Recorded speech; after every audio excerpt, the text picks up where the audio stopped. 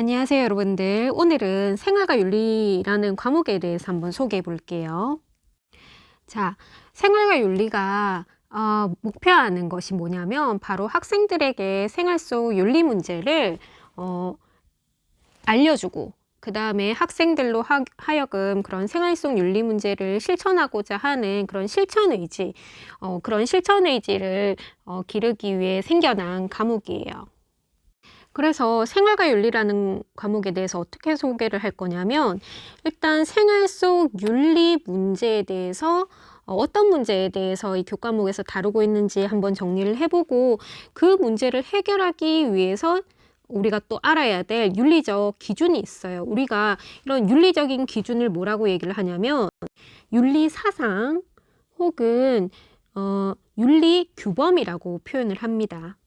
그래서 누가 너 생활과 윤리 선택했어? 생활과 윤리는 뭐 배워? 이렇게 물어보면 그냥 생활 속 윤리 문제에 대해서 배우고 그 윤리 문제를 해결하기 위한 윤리적인 기준, 윤리 사상을 배워. 이렇게 여러분들 대답을 하면 됩니다. 자, 그러면 여러분들 대답할 수 있나요? 생활과 윤리는 뭘 배우는 과목이죠? 맞아요. 우리가 당면한 생활 속 윤리 문제를 해결하기 위해서 등장한 과목이고, 생활 속 윤리 문제가 어떤 문제가 있는지에 대해서 배우고, 그러한 생활과 윤리 문제, 생활 속의 윤리 문제를 해결하기 위해서 우리가 기준으로 삼아야 될 윤리 사상과 윤리 규범에 대해서 배우는구나, 이렇게 정리를 하면 됩니다. 그러면 지금부터 어떠한 윤리 문제에 대해서 우리가 배울 건지에 대해서 간단하게 한번 정리를 해볼게요. 자, 첫 번째 파트가 바로 생명과 관련된 내용이에요. 이 생명과 관련된 내용은 크게 구체적으로 세 가지 내용을 다루고 있는데, 첫 번째, 생명의 탄생과 죽음에 관한 문제입니다. 너무 거창한가요, 여러분들? 그런데 우리가 사실 탄생의 의미, 그 다음에 죽음에 대해서 우리가 살면서 가장 크게 당면한 문제이기도 하잖아요. 이런 죽음, 특히 죽음으로 인한 공포스러움, 두려움은 어떻게 극복해야 되는지와 관련돼 가지고도 우리가 여러분들 이 과목을 선택을 하면 배우게 될 거예요. 그리고 두 번째는 생명을 다루는 생명에 관한 과학기술이 발전하면서 등장한 여러 문제에 대해서도 배울 겁니다. 그리고 이런 과학기술 발달로 인해 가지고 우리가 생명을 다루는 분야 하면은 대표적으로 동물복제라든지 인간복제가 관련된 내용이 있고, 그 다음에 유전자 치료, 체세포 치료, 생식세포 유전자 치료 이런 문제가 있고, 그 다음에 또 요즘에 부각되고 있는 문제가 바로 동물 실험과 관련된 내용이죠. 동물 실험이 필요한지 아니면은 이제 점차적으로 없어져야 될 그런 것인지에 대해서 우리가 각각의 논쟁점에 대해서 알아볼 거고, 그 다음에 동물 실험이 왜 문제냐면, 여러분들 동물 실험이 오늘에서야 이런 문제가 있었을까? 아니면 사람들이 생각이 점점 의식이 점점 개선되면서 동물 실험도 이제 윤리적인 문제로 될 수가 있구나, 윤리적인 문제로 우리가 삼아야 되는구나, 이렇게 생각을 할까? 맞아요, 후자죠. 여러분들 동물 실험은 근대 이후에 계속적으로 이루어졌지만, 그때는 동물을 대상으로 실험하는 게 크게 문제가 아니었어.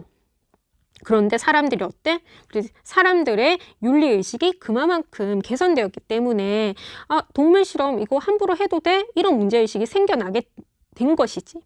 그게 바로 여러분들 생활과 윤리라는 과목의 의의예요, 여러분들.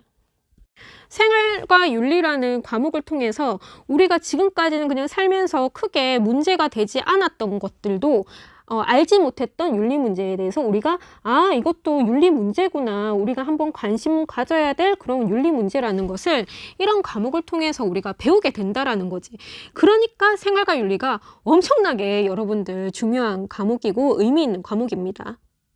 그래서 이 내용과 관련돼서는 동물 실험을 할 수 있는지 아니면 없애져야 되는지와 관련돼 가지고 이제 논쟁점, 쟁점에 대해서 관련된 내용을 배울 것이고, 그 다음에 동물도 대우받을 동물도 권리도 있는지 도덕적으로 고려받을 권리가 있는지와 관련된 그런 내용도 할 겁니다. 그 다음에는 요거는 좀 쉬운 파트예요. 뭐 가족윤리라든지, 그 다음에 가족 간에 지켜야 될 뭐 윤리 규범이라든지, 그 다음에 성윤리, 성에 대한 뭐 입장, 이런 것들도 여러분들 배울 겁니다. 그 다음이 우리 사회생활과 관련된 그런 내용인데, 사회생활 하면 바로 중요한 것이 여러분들 어른이 되면, 그렇죠, 직업을 갖죠. 직업윤리가 있고, 그 다음에 공직자가 지녀야 될 청렴이라는 덕목에 대해서도 배울 겁니다. 그리고 사회윤리라는 것도 여러분들 배우게 됩니다. 그 다음에 여기 두 번째가 뭐냐면, 여러분들 깜짝 놀랄 만큼 굉장히 어려운 내용이 여기 나오는데, 바로 사회정의와 관련된 내용이에요. 사회정의. 자, 여러분들 생각해 보세요. 정의로운 사회라면 이 두 가지는 정의로워야 된다라는 겁니다.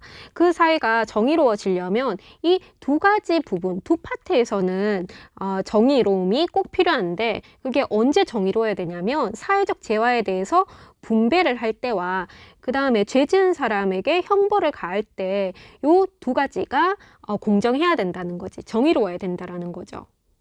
다시 말해서 정의로운 사회가 되기 위해서는 분배할 때 정의로워야 되고, 형벌을 줄 때 정의롭게 줘야 된다라는 거지. 그래서 분배를 정의롭게 하는 거를 5글자로 뭐라고 할까? 그렇지? 분배적 정의라고 해요. 그 다음에 죄 지은 사람을 이게 형벌을 줄 때는 어떻게 해야 되냐면, 잘못된 것을 바르게 고쳐야 되잖아. 그치? 그러니까 교정적 정의라고 합니다. 이게 왜 중요하냐면, 여러분들 기출된 것을 지금까지 보면 분배적 정의와 관련돼 가지고 단독 문제가 항상 나옵니다. 지금까지. 그 다음에 교정적 정의와 관련돼 가지고도 항상 한 문제가 단독으로 나온다라는 거지. 한 문제가. 그것도 어떻게 나오냐면 굉장히 난이도 있게 계속 3점 문제로 나온다라는 거죠. 그리고 요 지나왔지만 사회윤리와 관련돼 가지고, 사회윤리라는 것을 거의 최초로 주장한 사람이 있는데, 그 사람이 니부어라는 사람이에요. 니부어. 사람 이름이야. 자, 이 사람이 사회윤리의 필요성에 대해서 거의 최초로 언급한 사람이거든. 근데 지금까지 기출 패턴으로 봤을 때는 이 니부어라는 사람의 이 사회윤리 요 파트 내용도 굉장히 난이도 있게 출제되었다라는 거 여러분들 알아두면 좋을 것 같아요. 그 다음에 사회생활과 관련돼 가지고 또 중요한 것이 뭐냐면, 바로 정의로운 국가에 대한 입장이다. 국가의 역할이라든지 국가가 시민들에게 해야 될 역할이라든지, 이런 내용들을 요 파트에서 배웁니다. 자, 그리고 여기에서 또 중요한 내용이 막 나오는데, 바로 시민불복종에 관련된 내용이에요. 여러분들 시민불복종, 그 사회 국가의 부당한 법에 대해서 불복종한다, 이런 내용들은 중학교 때 여러분들 도덕 시간 때도 한 번씩 배워왔던 내용인데, 요 단원에서는 조금 더 다양한 윤리적 입장과 관련돼 가지고 요 파트에 대해서 배울 겁니다. 자, 다음이 과학과 윤리에 대한 입장인데, 우선 과학과 윤리의 둘의 관계에 대해서 여러분들 배울 겁니다. 과학이 별도의 윤리와 분리된 그러한 영역인지, 아니면 윤리적인 비판의 대상일 수 있는지와 관련돼 가지고 그런 내용이 있고, 그 다음에 과학자가 지녀야 될 사회적 책임과 관련된 내용이 있습니다. 그 다음에 정보윤리, 그렇죠. 정보가 발전하게 됨에 따라서 여러 가지 우리가 당면한 그런 문제들 있잖아요. 뭐 저작권이라든지 아니면 사생활 침해 문제, 이런 것들도 여기에서 배울 겁니다. 그 다음에 여러분들 드디어, 자, 이것도 여러분들 환경윤리, 그렇지.